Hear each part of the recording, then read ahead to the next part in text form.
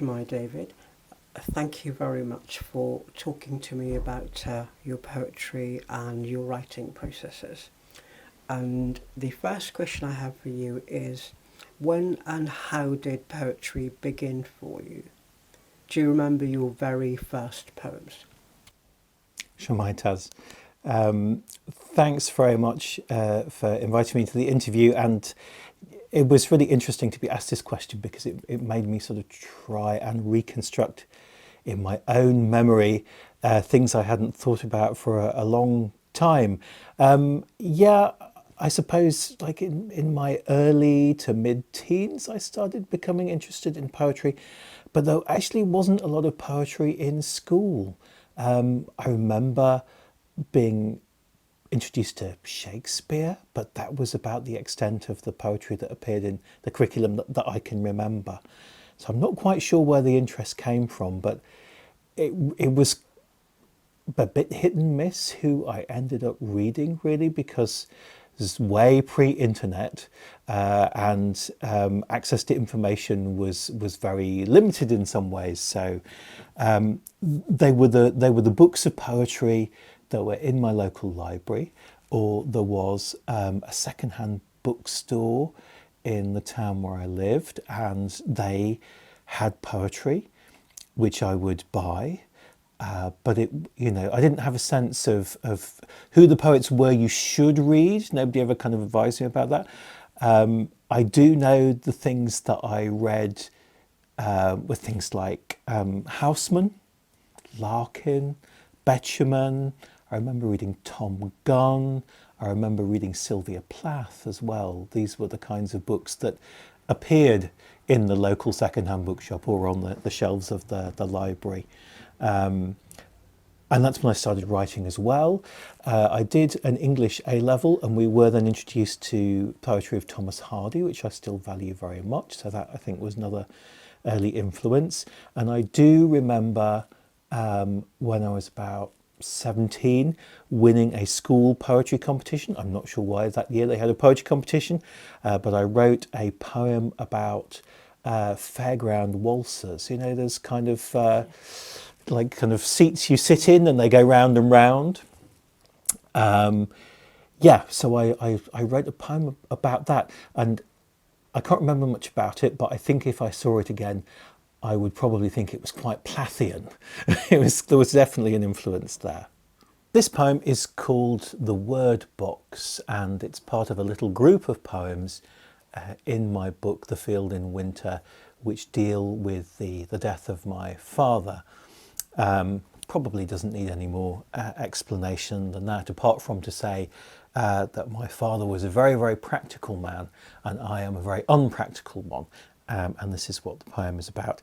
Perhaps the only other thing you need to know, if you're not from my generation, was that when I was at school, we used to be asked to bring in a tobacco tin, which I don't think children would be allowed to have in school now, so that we could put words that we had learned into this kind of metal tobacco tin and take them home with us. That's what the poem references at the start here. The Word Box. I carried a tobacco tin home from school and tipped its slips of paper onto the table. A teacher's biro spelled what I had to learn, that broken magic I'd use to make a world. My father kept bolts and tacks in tins, fixings to hold whatever we needed in place. He loved a line that was plumb and clean, to fit parts surely into his neat designs. I opened the word box day on day, but never had his knack of hand and eye. Timber split, stone would not lie straight, but what I shaped with words was odder still. And now my father cannot mend when I fail. His tools are idle in the dark. I make no sense, but take the measure of grief and find my work is always out of true.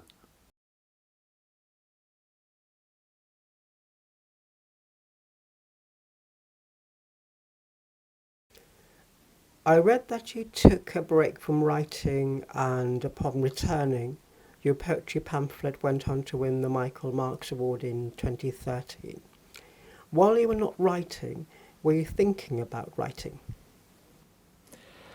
Well, it was a gap of about like 20 years. So I guess I was thinking about all kinds of things in that time. But I suppose the key thing for me was that I started doing a PhD, which was a literary PhD, and then I went into academia and specialised initially in sort of literary studies. So I've always been thinking about literature. It's a big part of my life, and it's what I think about a lot. It's a big focus of my attention. But it took me those 20 years of focusing on analysing other people's work before I again sort of felt that need to create anything of my own. And in fact, in my academic work, I started to move away from literary studies about that time. And I think in some ways that created a space for me to start thinking about writing myself. And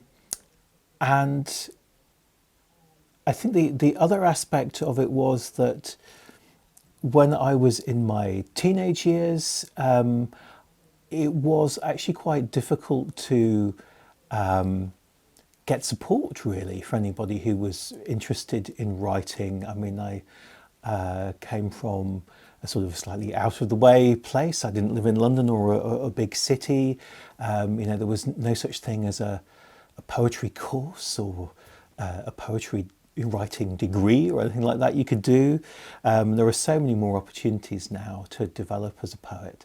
And I think I felt a bit directionless and didn't really know where to get help or support to develop my writing. So it sort of petered out then in my 20s.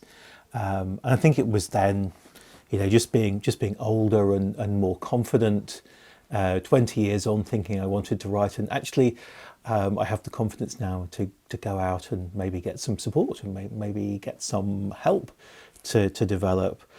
And I did a poetry school course with David Briggs in Bristol, to whom I am eternally grateful. That was a really transformational experience, with the other people in the group as well, people to give you a response to your work and recommend poets that you might read that you might not know. So I think I'd really been missing that. And I think lots of things in life had changed as well. I'd met my partner, who I've been with for a number of years now, and I think that was somebody who also gave me permission to have a go again. When I said I'm thinking about, maybe taking a poetry course, I'd kind of like to write. There was somebody there to say, yes, you should try. And I think we all need that in our life, don't we? Somebody who tells us to try things and then to keep going. Absolutely. Yeah. So you said earlier on about this feeling the need to write. So I wonder if sort of the act of living, the act of kind of accumulating experiences, if that is sort of part of the need, or that gave rise to the need to write again. I think that's possible. I mean, I'd have to say I'm in quite a slow writing phase at the moment. I mean, I do keep saying to people when they ask, are you going to do another book, that I'm not quite sure that I will. I don't really feel at the moment I've got lots of things I have to write about. I don't know whether I've just kind of burned through 20 years of experience in the last 10 years, and I need to stop and have another 20 years of experiencing things. Yeah, there is something to that, isn't there? And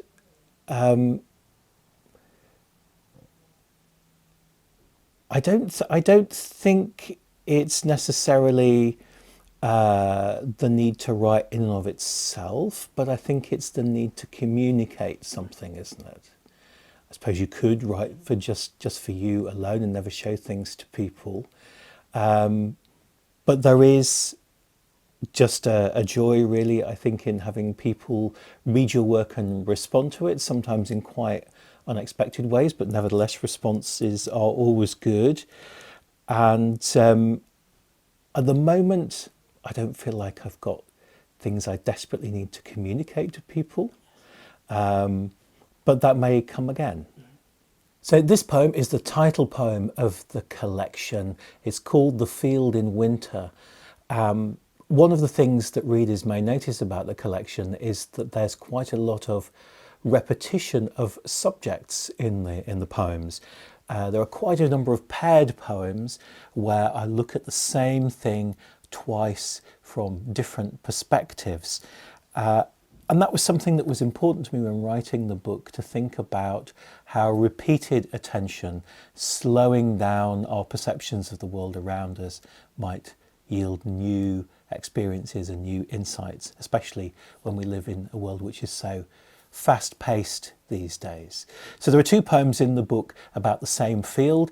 You don't need to know this, but the field is just outside my parents' village in Lincolnshire.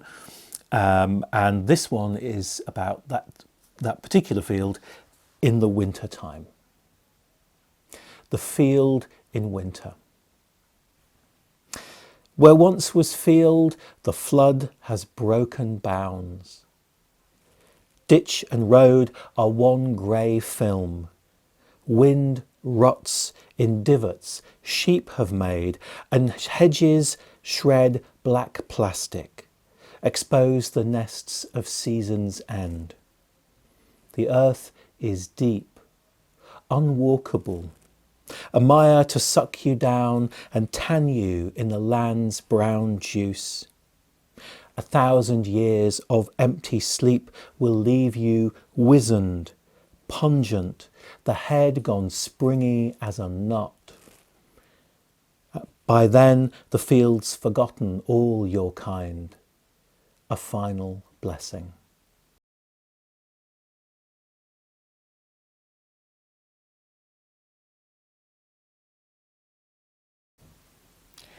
The body's relationship with nature is so sensitively portrayed in such observant detail in your most recent collection, The Field in Winter. What makes you so passionate about the human connection to nature? That's a really interesting question to me, because it's a question I guess I've been asked directly or implicitly by people responding to the book. And I've been kind of amused in a way by particularly reviewers who say, oh, well, Clarke he's a nature poet, he's a pastoral poet, because, you know, in a sense they've read this one book. If you know my previous work, you'd realise it's probably not the case at all, that you wouldn't have put me in that kind of category of nature poet, whatever that means, or you know, or eco poet, or whatever the terminology is. So I don't think it's necessarily being passionate about that particular subject. But what I've found with each sort of book length publication, with pamphlets as well, is that it's kind of a record of the things I was thinking about, experiencing, finding important in my own life at that particular point in time, in those like maybe 4 years in which collection was written. And there was lots of stuff going on in my life, but sort of more broadly in the world at the time, that was drawing me towards those themes. So during that period, my father was diagnosed with a terminal illness. Of course, we had the COVID pandemic, which really brought home to us, I think, our fragility as human beings, and also the ways in which that pandemic was so bound up with our relationship to the environment. whatever the ultimate cause of the pandemic was.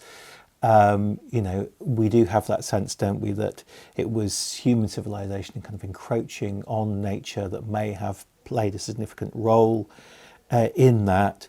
And then, of course, there's the growing awareness of the reality of the climate crisis and the fact that it's impacting on our lives in very real ways now.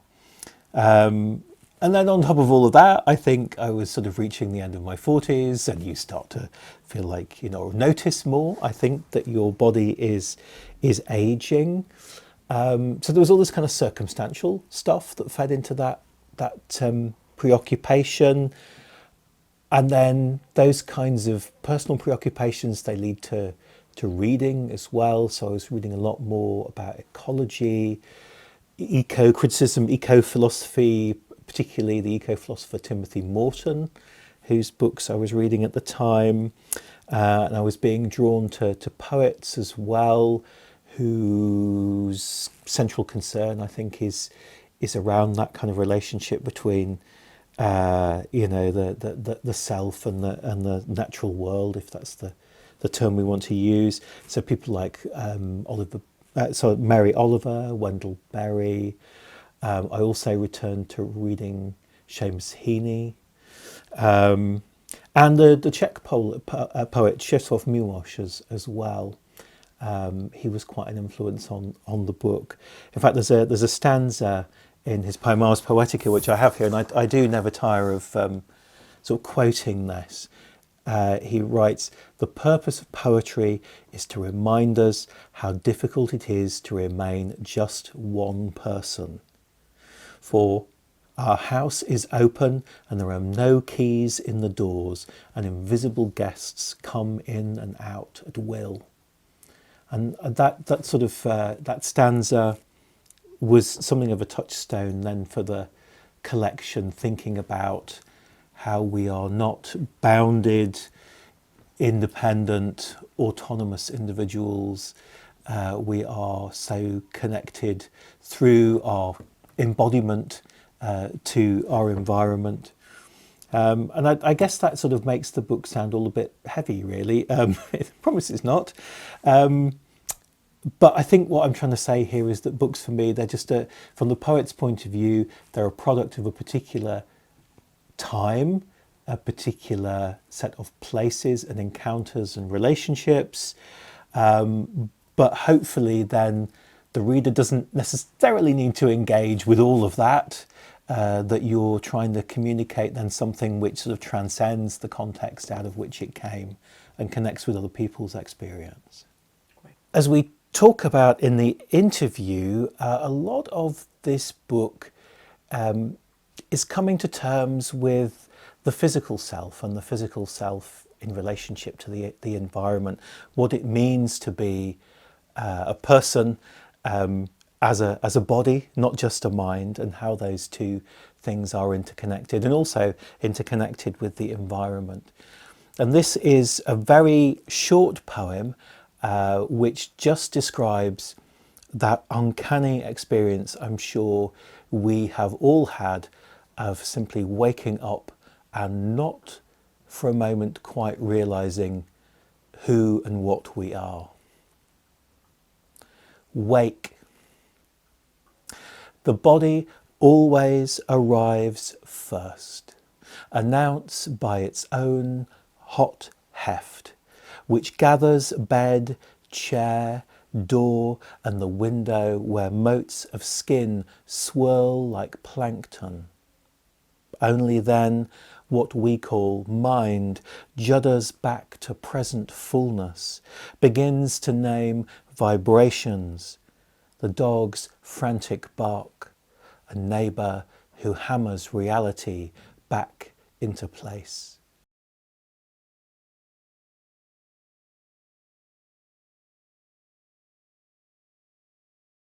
If I may ask, what is the story behind your poem Starlings at Royal Well? That poem is just a record of an experience, really. people reading the book will notice that a lot of the titles of the poems are, you might say, quite unimaginative, but that they're very descriptive. And it was quite important to me writing the poems to record particular experiences that happened in particular places. I tried playing around with coming up with all kinds of fancy titles for these poems, but in the end, I thought to myself, well, this is just a poem about seeing some starlings at Royal Well. That's what it is. You know, it doesn't need anything more than that.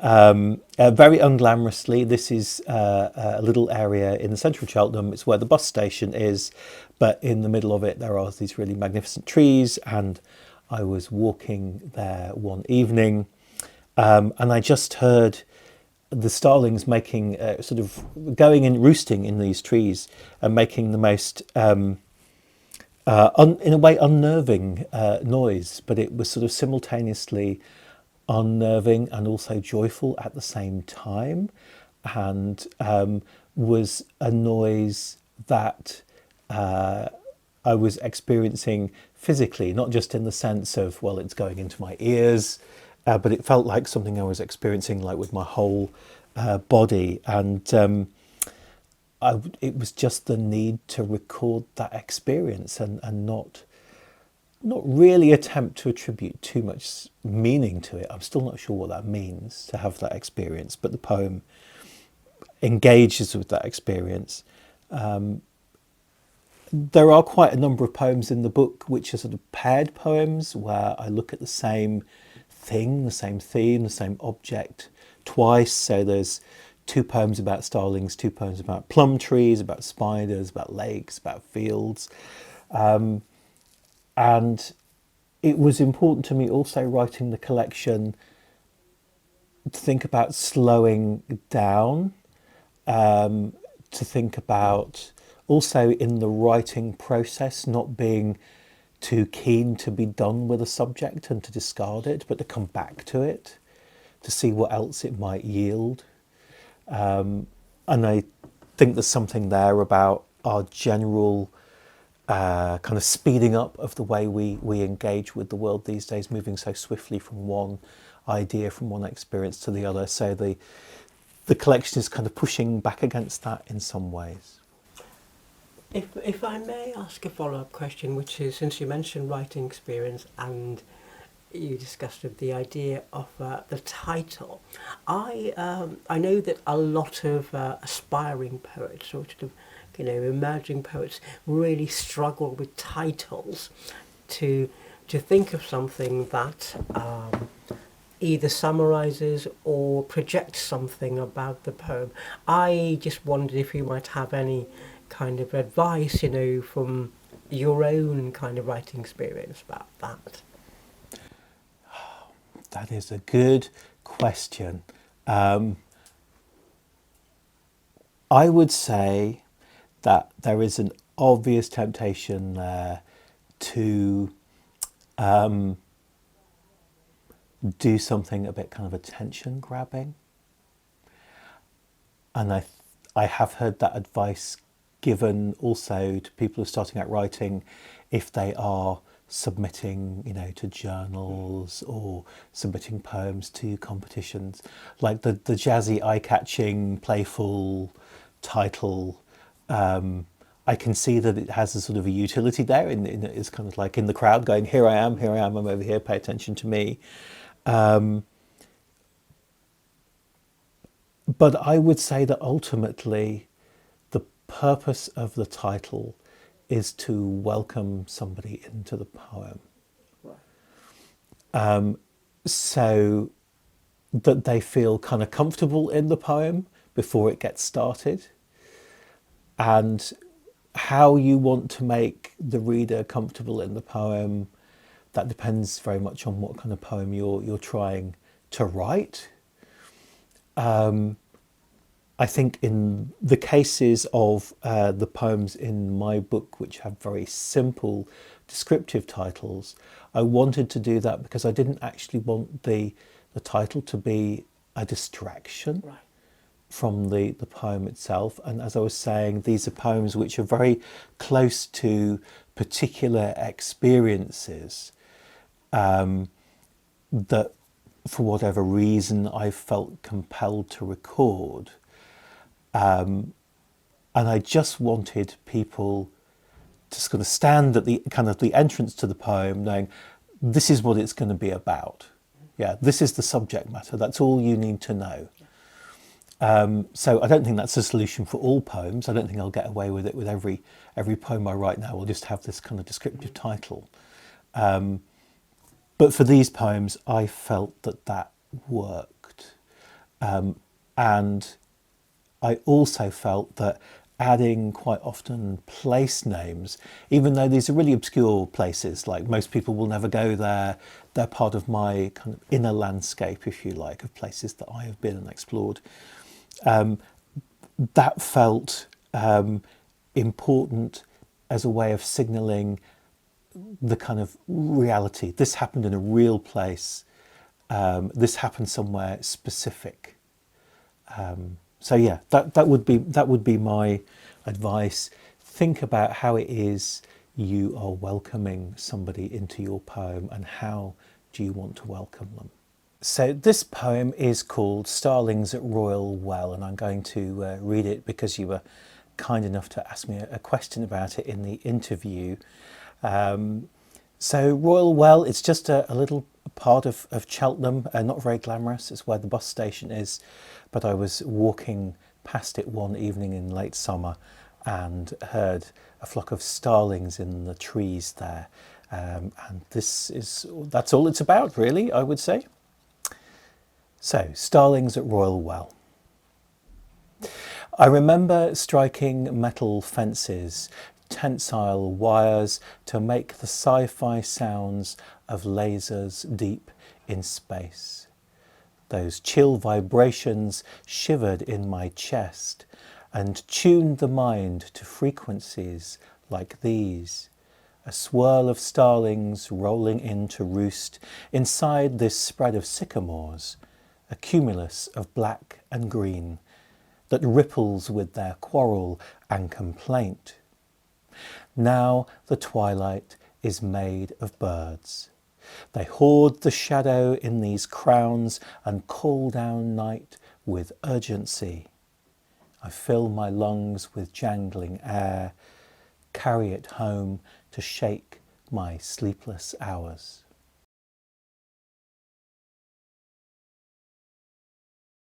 Are the poets to have inspired your poetry? I've mentioned quite a few names already. I mean, those early poets that I read, the Houseman, the Betjeman, the Larkin, Plath, all of those people, they're still there in my kind of poetic DNA, I think. In terms of contemporary poets, although I wouldn't necessarily claim to write like them, there are people whose work I value very much. So Don Patterson would be a name for me, Sean O'Brien. More recently, I've discovered Louise Gluck's work and I'm very much in admiration of that. I suppose another name which was an early influence I haven't mentioned is the German poet Gottfried Benn, who was writing in the kind of like late 1920s onwards. Particularly his early work, I think, was influential for me. If I try and sort of boil it down to what it is that attracts me about poets, I'm drawn to poets who have a great sense of formal control and precision about what they're doing, but also who look at things quite unflinchingly. Not necessarily in a dispassionate or a cruel way, but are able to look things square in the face and tell us how things are and combine that with kind of great formal grace, if you like. So this poem is a poem that means a lot to me personally. It's the last poem in the book and describes a morning which I still remember very vividly, walking my dog in the countryside. I'm sure that a lot of poets put together poems out of different experiences that may have happened in different times and places, different impressions, and I do that as well. But this was very much a poem that arrived as a sort of single and unique experience, even though the context is not particularly unusual or exciting. It seemed very significant at the time. It's called The End of Summer. Love, you know, I sometimes find myself a labour too hard. And yet, this morning, the radar of my heart longed for the contours of the world. I walked outside and saw two crows who basked on pantiles, blacker somehow for the sun. The dog ducked through a hedge to run that path through corn, bleached gold to white like his small body, like droughted clay his paws percussed. In teeming lanes we gathered seeds on fabric and fur, then doubled back to the shadowed pond, shook off this new adornment as we strode. We must have drawn a line across the land, not visible yet, but shining soon.